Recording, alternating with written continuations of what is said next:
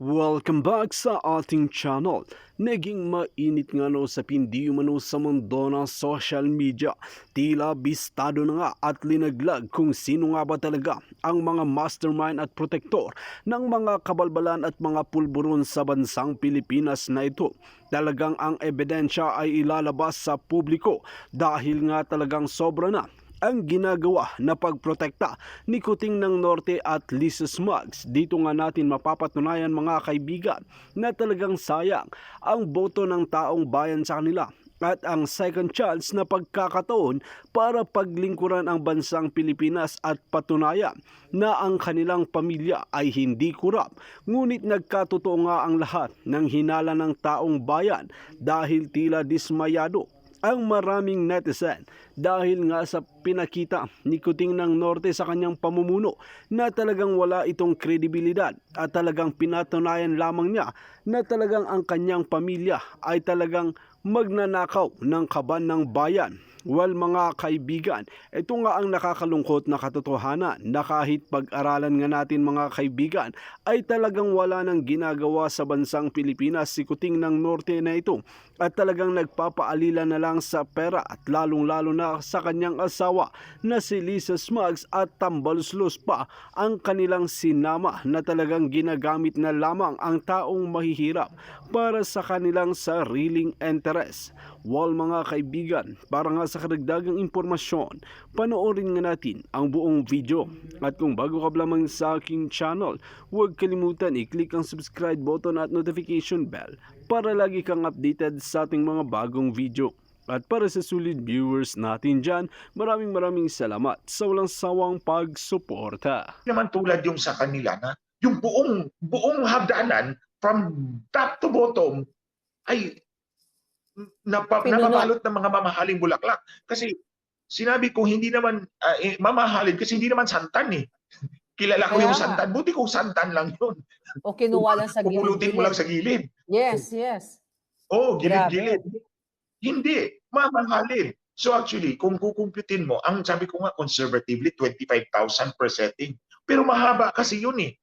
Yung bulaklak na inaalay ko doon kay Ilan? Richard sa November 1, yung malaki, that's 10,000 pesos already.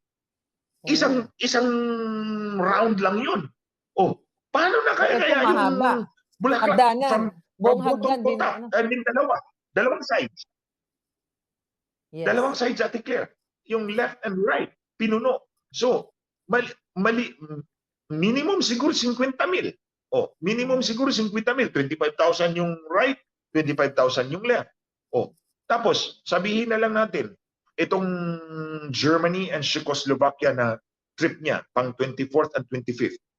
Pero meron naman siyang trip na two countries in one setting.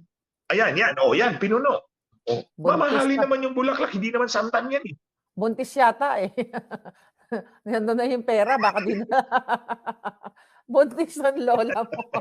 Anyway, tatawanan na lang itong butod na to. Yeah. Kunyeta talagang babae nga. Actually, sa'yo ko talaga, ikaw talaga ang nasa isip ko niyan eh. Yung butod-butod. So nagpili talaga ako ng picture na lumubog talaga yung kihan, yung klaro. Yung umihip yung hangin. Yeah. Anyway, mga kasi kababayan, butod ang sinabi ko eh. butod yung tiyan niya. But anyway, yung natatawa lang tayo dito kasi syempre naman tayo talagang kailangan galit na galit tayo, although galit ako. Pero nakikita niya mga palangga, mga kababayan, kung paano lustayin ang pera ng bayan na ang dami nagugutom. Tapos hindi naman kailangan ng bulaklak yun, di ba, Attorney Glenn? Yun na nga ang sinabi ko, Ate Claire, mga kababayan. Sa ibang bansa, wala yan. Parang wala akong nakita Look at dito President kay Biden. Si Biden na lang. Si Biden na lang. Yeah. Presidente na niya ng Amerika ha. Marami kang pera. Kayo nagpiprinta ng dolyar. Oh, walang bulaklak. Oh. So, pero dito si Kuting at si Lisa at si Ahas, mayroong bulaklak. So, yung estimate Feeling ko, royal. mga 50,000. So, feeling royal. Kaya nga, Marcos Royal ko po lang tawag ko eh. Feeling royal. Just like the Shah of Iran. Meron din akong picture na pinakita na doon siya kumupya sa Shah of Iran. Oh, yeah, ito. Yung eroplano na... Yan. Yan, oh. Yung lalaki, yan yung Shah of Iran. Oo, tapos yung babae sa likod niya, yun yung asawa niya. Oh. Mm. Mm. Grabe. So pero makita mo, Ate Claire, mga kababayan, yung sa Shah of Iran, kunti lang yung flowers. Yung kay Lisa, Yeah. times 2, times 3. Oo nga, O, di ito ba? punong-puno, oh. Mas makapal yung kay Lisa Marcos. Oh, punong-puno. Oh, Yeah.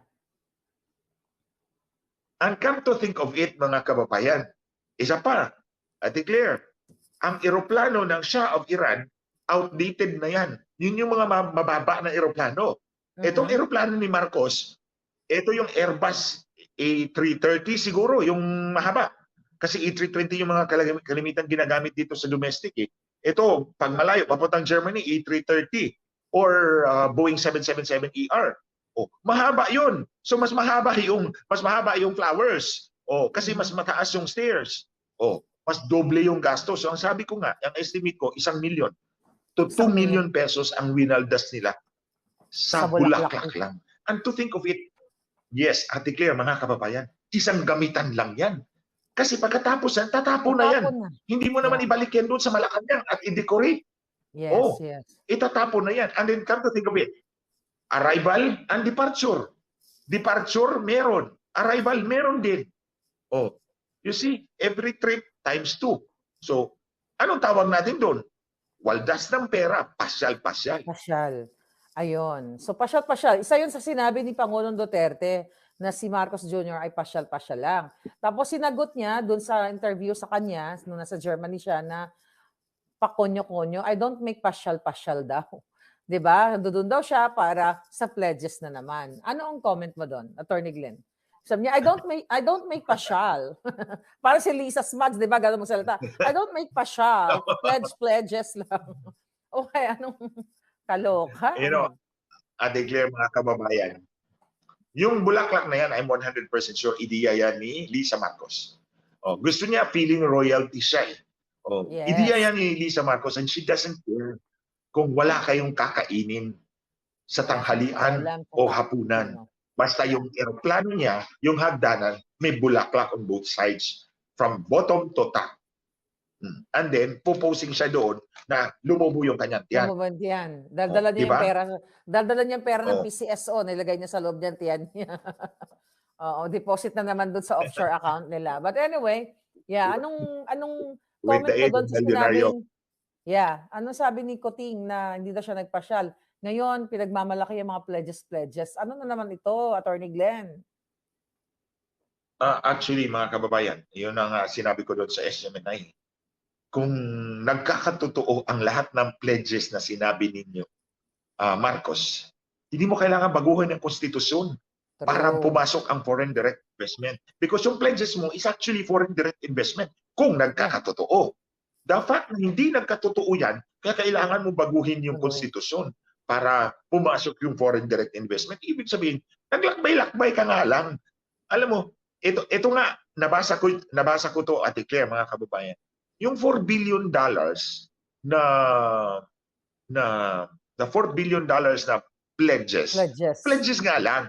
Kasi memorandum of understanding, letter of intent, Hindi pa siya or final. memorandum of intent. It's not a final agreement yet. Alam mo, alam natin yan, Ate Claire, mga kababayan. Para naman magmukha kang may ginawa, pinaplantsa na yung mga agreement bago ka umalis. O pinaplantsa na yung agreement bago ka umalis. Pagdating doon, ceremonial na lang yung pirma-pirma. But it does not mean na totoong papasok ang pera. Pledge nga lang eh. Promise lang. Promise. And there's no better example, mga kababayan, there's no better example that a promise can be easily broken. Si Lisa Marcos. Oh, yan. At Yan ang mismo, number one breaker ng promise niya. Oh. At ang pinramis nila sa taong bayan na pababain ng kuryente, bigas, at kung ano-ano pa, digital bigas na infrastructure. 50 pesos. Oh, yun. Oh. You see, yeah, go ahead. Okay, go ahead. No, bago ko makalimutan. Ikaw.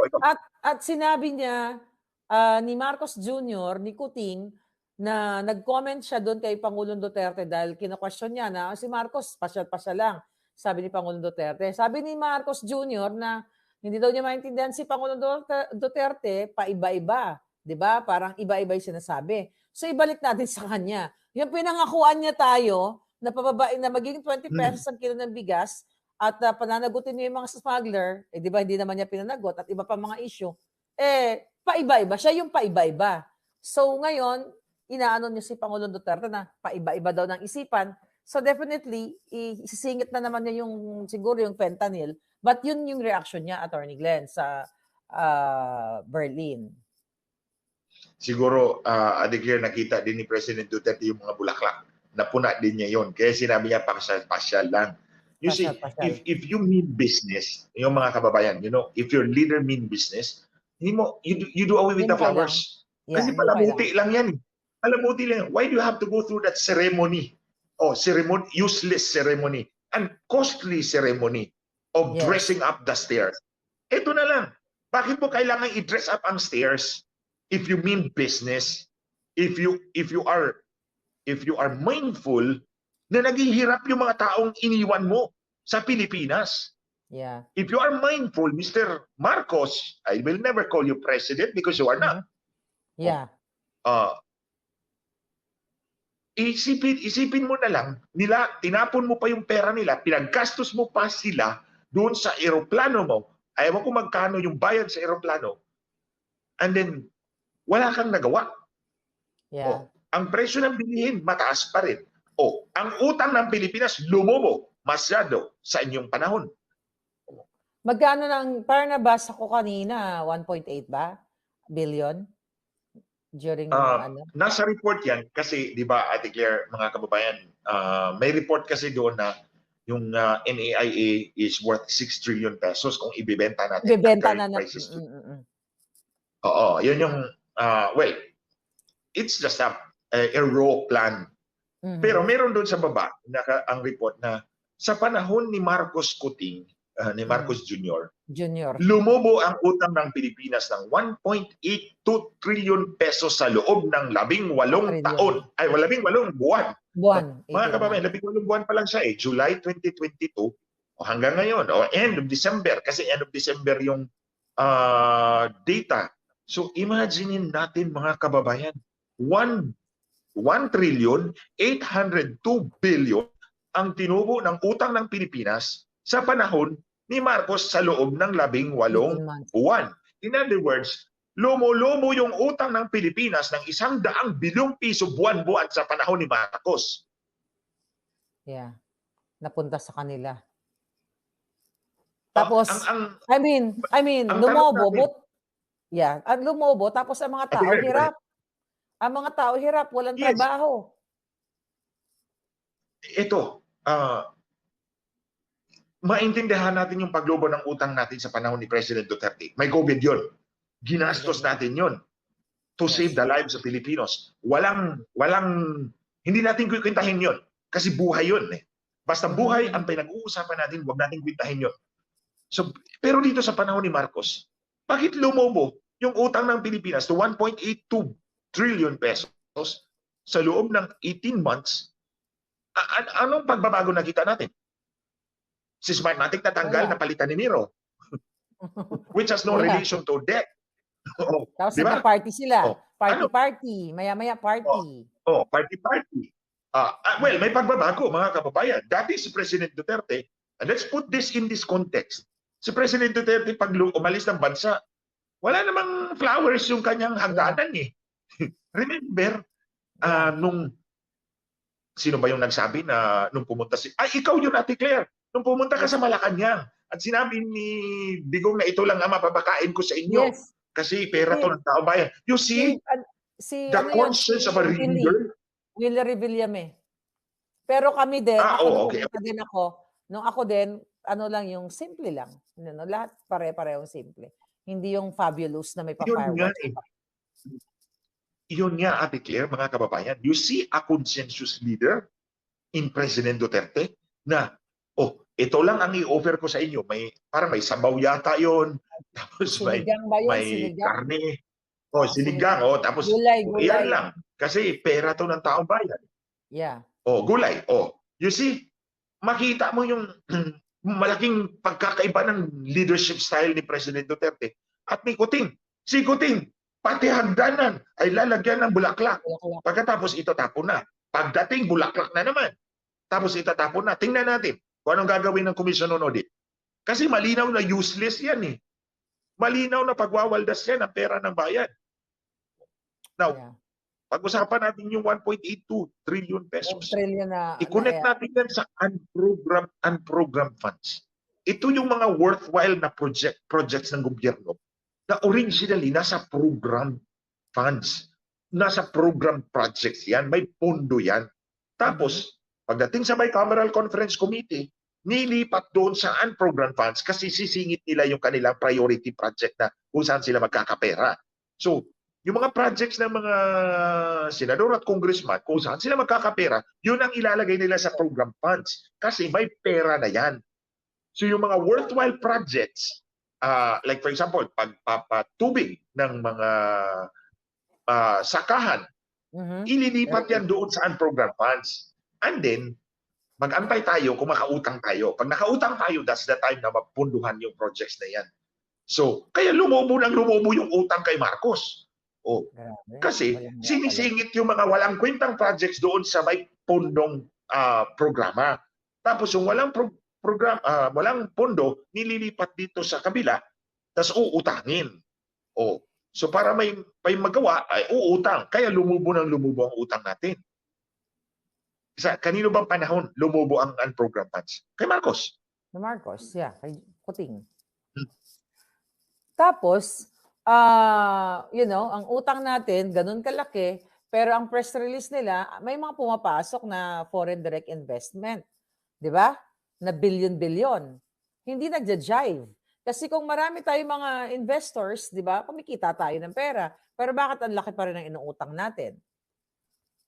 Actually, Ate Claire, mga kababayan, if I remember right, in 2023, ang number one ng foreign investments, of course, China, Vietnam. Panglima lang yata tayo. Panglima lang tayo in Southeast Asia. Panglima lang tayo. Kung totoo talaga yung mga pledges ni Marcos at nagkatotoo, na reflected yan. At sumipa tayo doon sa number 3, number 2, number 1. Kung totoo. Ang problema, nagdaydreaming ang mag-asawa. Either nagdaydreaming or nagmamagic, nag-iimbento ng numero para nag-fake news para makalusot sa kanilang pasyal-pasyal. Yeah. Napakawalang hiya talaga ng gobyernong ito. But, ang importante, brother, gising na gising yung ating mga kabataan. Gising na gising ang taong bayan. So, ikaw ba anong nakikita mo dito saan patutungo to ang administrasyon ng Kuting? For me, I declare mga kababayan, I maintain na dahil sa pagmamanipula ni Lisa Marcos ng mga institusyon ng gobyerno ng panahon ng protesta ng kanyang asawa, kasi gusto niya talagang iupo as Vice President kahit hindi pwedeng iupo. Yun, di ba, nung sinabi ko yan, sabi ng mga cheerleader doon, ilabas na yan, ilabas na yan, ilabas na yan. Sabi ko, sige, clue na lang. Yung pagmamanipula ni Lisa Marcos, panahon yun ng pagprotesta ng kanyang asawa. Kasi gusto niyang iupo as Vice President. Gusto talaga niyang ipatanggal si Leni Robredo kahit hindi niya kaya. At hindi nila ako pwedeng sabihin, hindi ko alam dahil I'm at the center of it all. Hindi niya pwedeng i-deny yan. Kasi siya ang nag-utos sa akin. Walang hiya talaga. No? So ngayon, lalabas ko yan. You cross the line. I said don't cross the line. You cross it. You pay for it. Bullshit. Yeah. Pitch na talaga, lagot Lisa. Well, ako sa nakikita ko, brother, hindi naabutin ng Pasko to. Kapag nagtuloy-tuloy, okay, kasi babalik ang rally ng April. Kaya naman, naaalarma din yung mga tao ni Tambaluslos. Kasi syempre, pag nag-change pag nagkaroon ng transition, di ba? Ay yung mga Nakatungan sa pupulutin. Ang tanong, itong mga sumisip-sip ngayon kay Tambaluslos, dapat babantayan natin yan, mga palangga. Kasi kapag nagkaroon ng transition, baka sumipsip na naman kay Inday Sara. And I hope this time, wag na tayo magpabudol. Okay? Dapat alam na natin kung anong galawan ni Marcos. Pero ako nakikita ko, hindi lang dahil, feeling may bolang kristal ako, dahil sa ginagawa nila. Dahil sa pambubudol nila. Dahil sa paglulustay nila ng pera. At itong charter change. By the way, pumasa na sa second reading ang charter change. ay ang kanilang what do you call, Proposal. pwersahang initiative, o di ba? So, Oh, akala natin, di ba, nag-hearing-hearing na rin dahil pinamunuan din ni Senator Amy. Akala natin, stop na nila. And now, pasado na naman sa second reading. So, anong ano mo doon? Anong take mo, Attorney Glenn? Ate Claire, is that second reading sa House of Representatives House of or sa Senate? Representatives. Sa House of Syempre, Representatives. expected natin yan kasi si Tambaloslos ang driver ng train, ng Chacha Yes. train doon, no, di ba? Si Mhm. Tambaloslos ang driver ng Chacha train. So, tuloy-tuloy yan. But then, for as long as the Senate will not act on it, wala mangyayari doon. Because both houses must concur. Majority of the members of both houses must concur. So, kung hindi mangyayari yan sa Senado, that's Wala rin. dead in the water.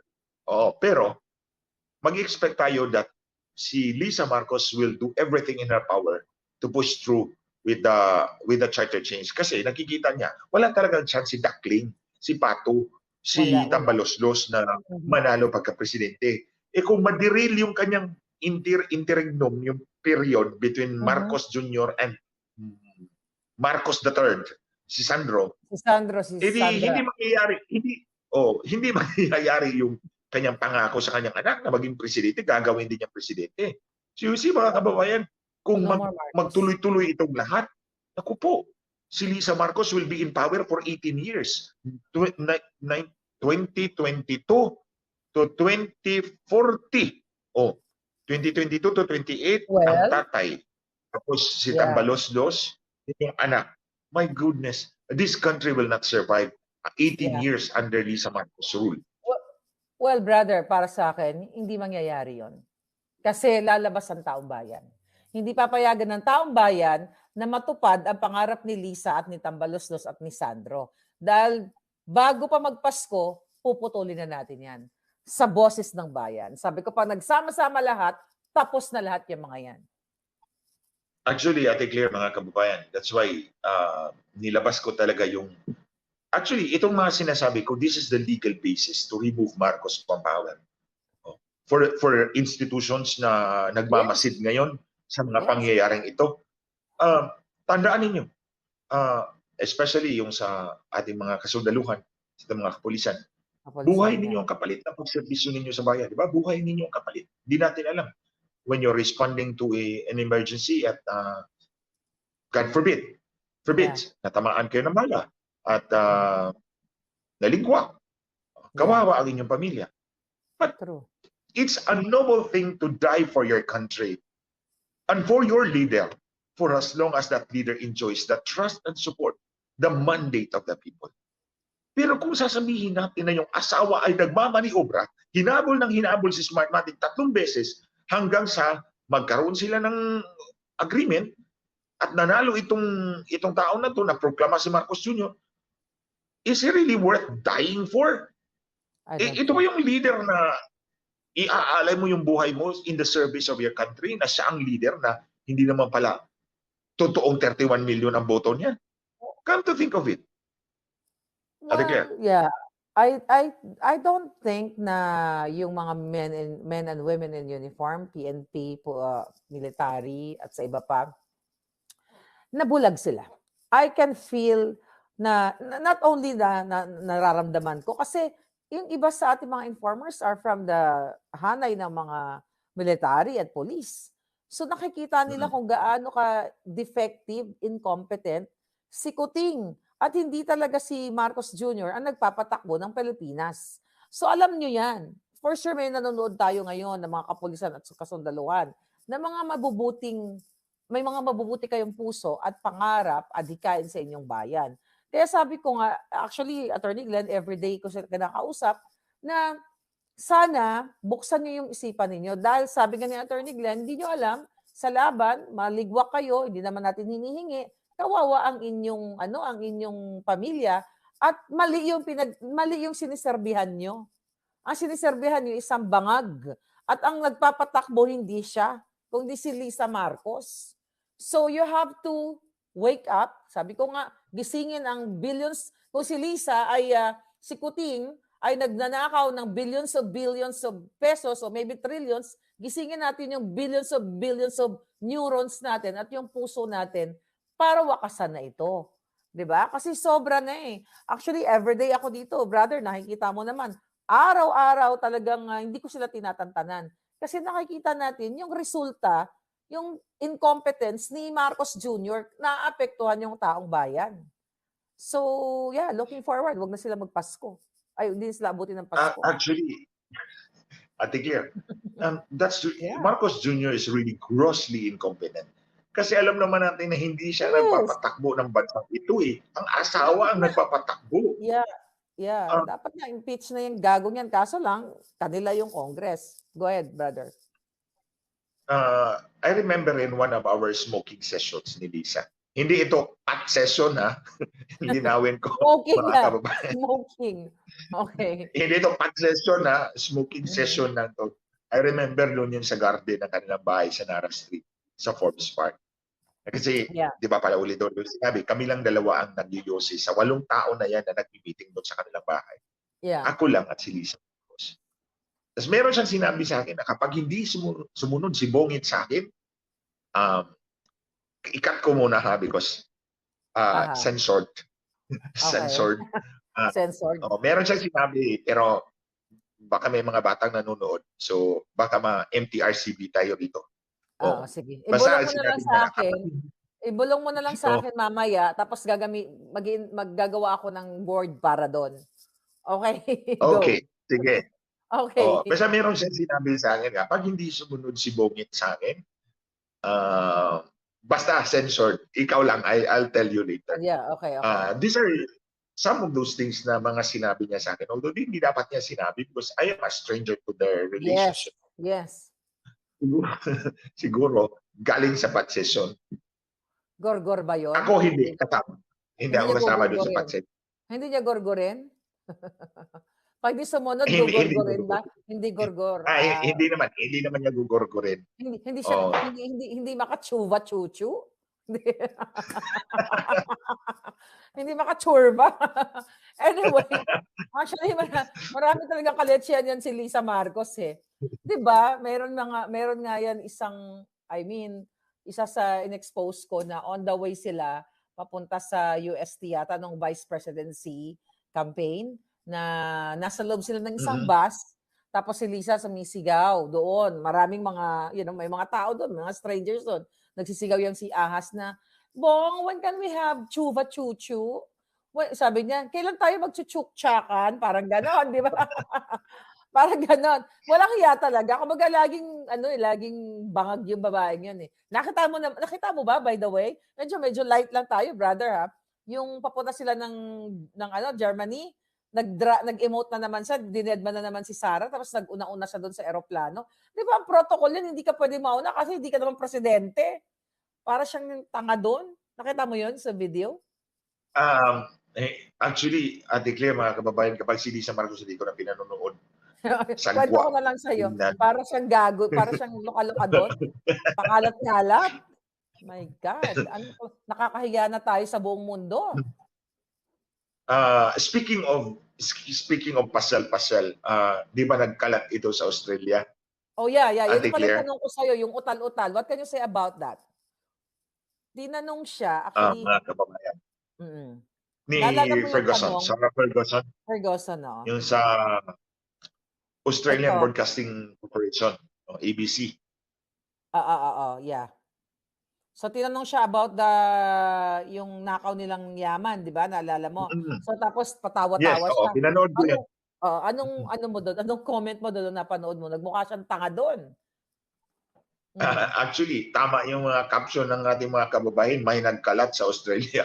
May nagkalat. He was stammering. He was stuttering. Obviously, he was uneasy. Mga kababayan, 6 na taon kong kasama itong mag-asawa ko. Nakatrabaho ko sila. And I have seen them work up close and personal. Ang alam ko, si Marcos hindi sumasagot ng mga tanong na hindi niya alam beforehand. It's all scripted. Yes, kasi nung in-interview ko siya, naghihingi siya lagi ng script eh. Yes. Sinabi ko Yes, sa taong okay. bayan Alam yan. ni Alam ni Ate Claire yan. Alam ni Ate Claire yan. Alam ko rin yan. It's more of si Lisa Marcos talagang director dyan. Hindi ka pwedeng sumagot na hindi mo alam ang tanong beforehand. Because ang sa kanila is, para ma-estimate natin kung hanggang saan ka lang sumagot, don't open up other avenues by which people can peer through your dark side. Yeah. Because yun mga kababayan, they have skeletons in the closet. Yeah. The family is laden with skeletons in the closet. So, kumbaga, when you make an answer, when he makes an answer, calculated nila yun na hanggang dyan lang.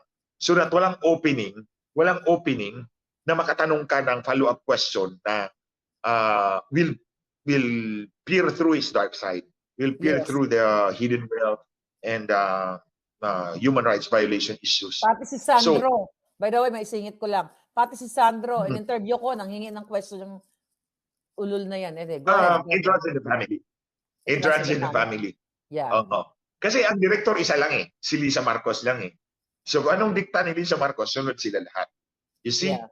So, ang tingin ko is nung umupo siya in front of Sarah Ferguson ng ABC, Australian Broadcasting Corporation, hindi pumayag yung mga Australiano ibigay yung questions. Questions, yeah.